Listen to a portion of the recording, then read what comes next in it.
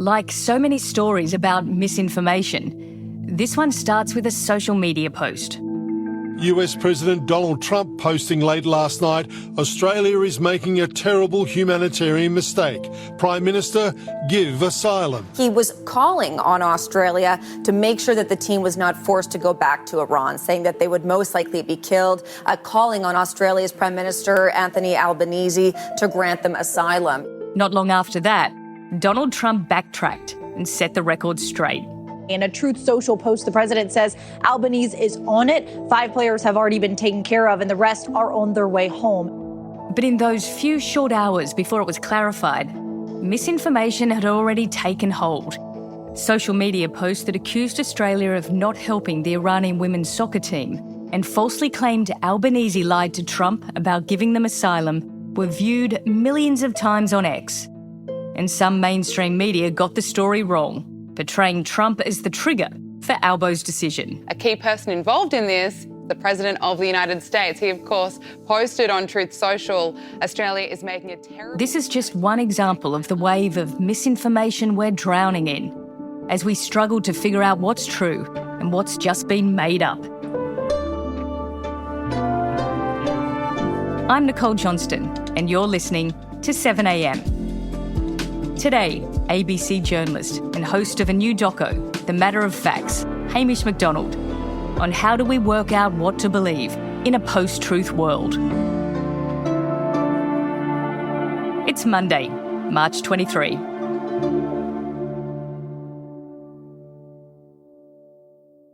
Hamish, we just heard this example about Trump and the Iranian women's soccer team. But when it comes to misinformation and disinformation, that is probably just a drop in the ocean. So what are some of the examples that you came across that really shocked you? And what is the difference between misinformation and disinformation anyway? So misinformation broadly, and there are slightly different interpretations of this, but broadly, misinformation can be false information, but the person who's spreading it or share it might think that it's true. So this example you just had then of Trump and the Iranian women's soccer team, I think that's probably a strong example of misinformation. Disinformation is where it's deliberate false information that's being maybe even created knowing that it's false and then disseminated, perhaps for a specific or a vague purpose, sometimes by another country that's trying to sow a particular narrative thread into another country's information system, or it might be individuals or organisations or lobby groups or just trolls and bots. A lot of the time the disinformation is literally being made by computers at the moment and then finding its way into your social media feed. And there's a lot of it. It's everywhere, like stories that we've covered and reported on recently, things like the Bondi terror attack. I remember in the days after that, a colleague coming to me and saying, "Oh, have you seen this photograph of the 2 female police officers standing by and not doing anything?" Actually, the original wider view of that image shows some very compassionate police officers trying to ward off members of the public from going near the active shooter situation. The latest stats from the country's media regulator shows more than 70% of Australians think that they've come across misinformation online. So how savvy do you think we are really about trying to work out what's real and what's not? The headline news, Nikki, is that we're not very good. What emerged for us as we made this series and conducted a series of social experiments with Australians just engaging with media and information is that the better that you think you are at spotting a fake, the less likely you are to actually identify it accurately. And this is essentially because our brains are trained to trick us. And so if we think that we're onto it, it kind of reduces our chances of spotting the fake image. What about your mum? My wonderful mum was dobbed in to this TV series to see whether or not she could spot a fake version of me. And the case here is that I've been learning to do Scottish dancing or Highland dancing. So, I've been very busy. Yes, always busy. I've been working on this as well as other things, but I've also been learning some new skills. All right. What was really interesting was kind of observing not just the mind game unfold for Mum, that kind of quizzical look and that sort of nervousness and caution and discomfort, that I think we all experience when we're not sure whether what we're looking at is real or fake.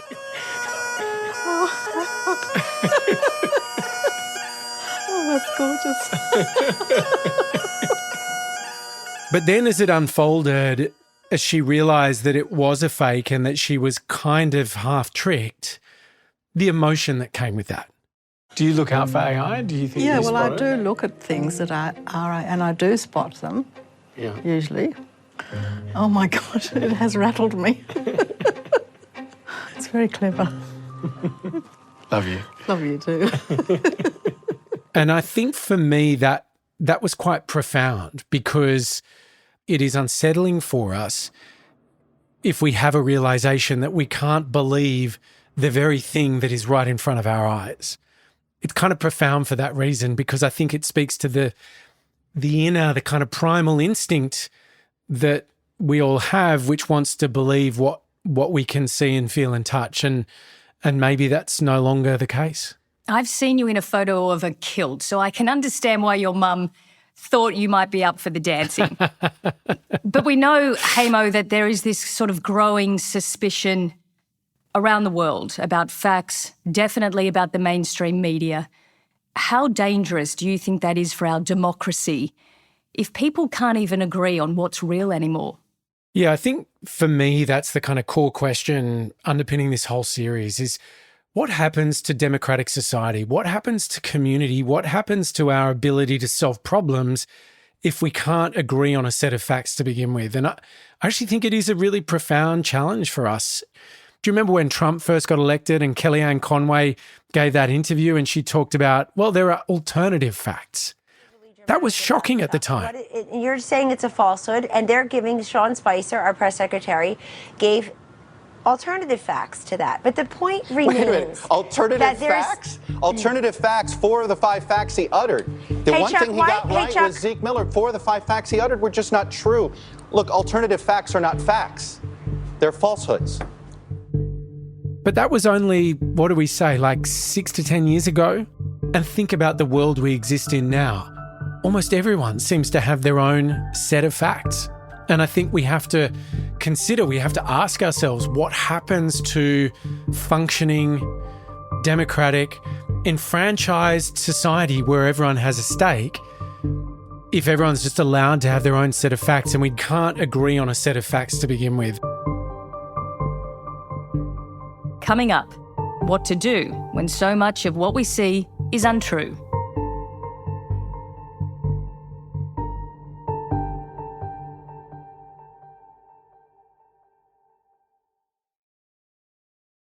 Hamish, let's talk about disinformation and how it's being used in war, especially in countries like Russia. So we travelled to the Poland-Belarus border as part of this series to look at a concept called hybrid warfare, grey zone tactics you might have heard of before. The accusation that Poland and the European Union level at Russia is that they're heavily engaged in grey zone tactics. In this instance, the assertion is that Russia and Belarus, which is essentially a client state or vassal state of Russia, have been deliberately bringing migrants from Africa, the Middle East, to the Polish border where there's a huge 6-metre high fence and forcing them over. It is an abuse of some of the world's most vulnerable people. Migrants turned into weapons in a political battle. We absolutely share the assessment that this is a hybrid attack of an authoritarian regime to try to destabilize democratic neighbors, and this will not succeed.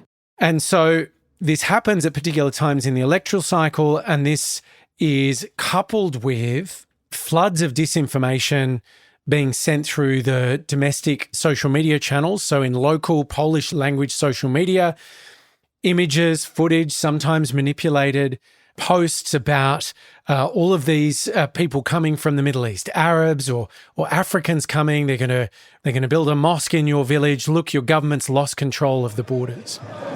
On Saturday, thousands of people took part in anti-immigration marches organised by the far-right Confederation Party. The marches took place in more than 80 cities across Poland. Demonstrators demanded the closure of the border. What we found is that not only is this happening in the sort of digital sphere, But there's actually real humans that are getting caught up in this.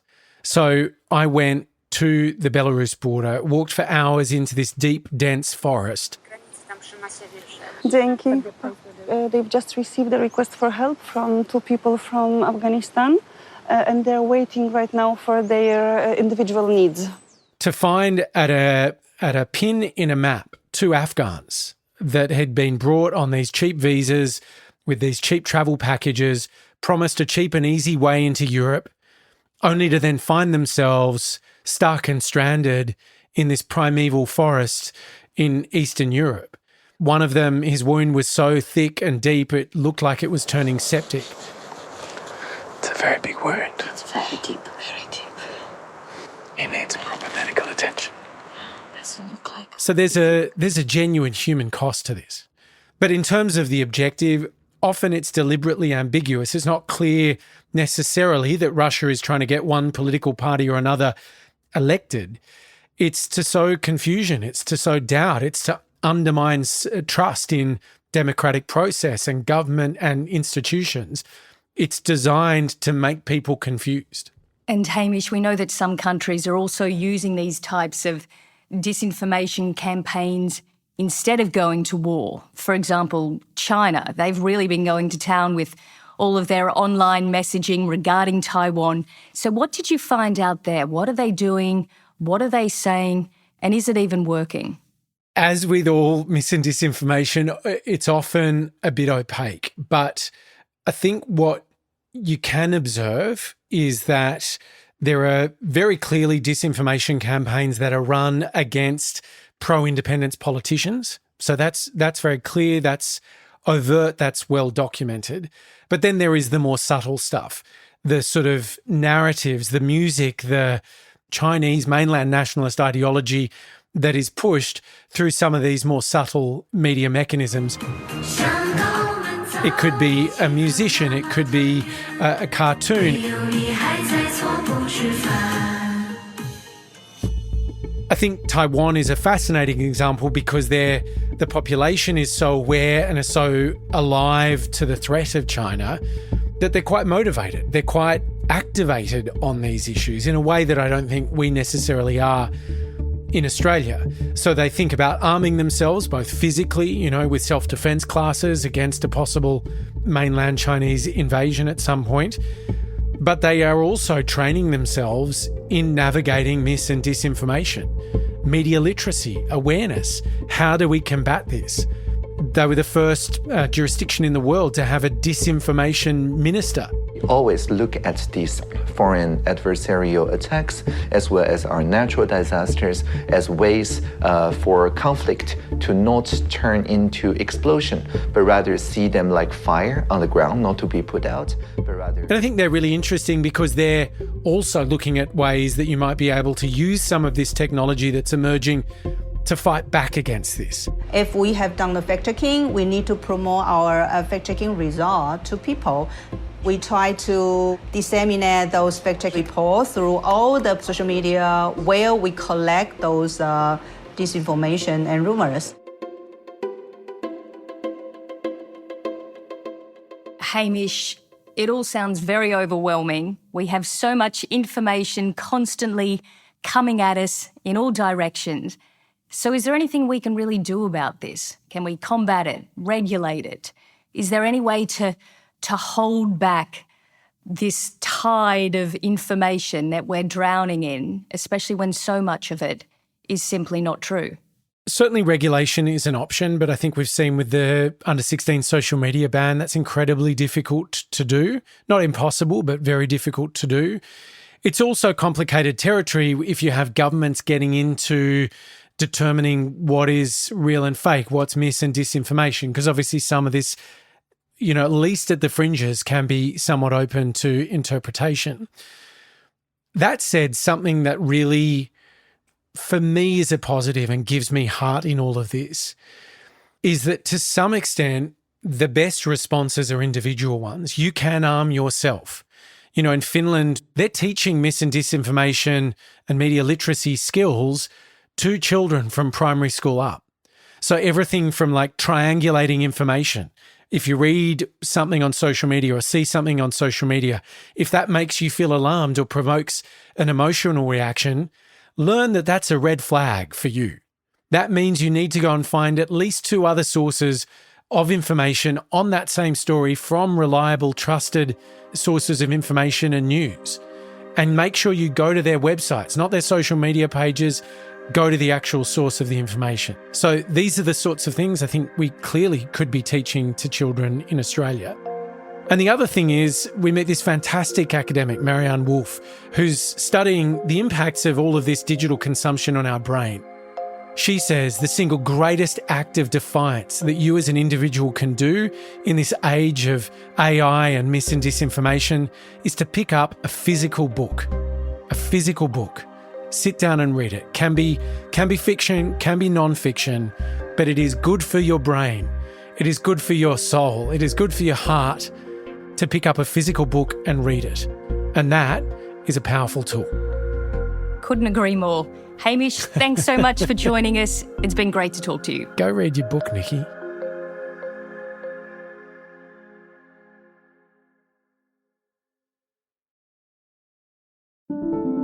Also in the news, One Nation looks to have achieved its best electoral result in nearly 30 years.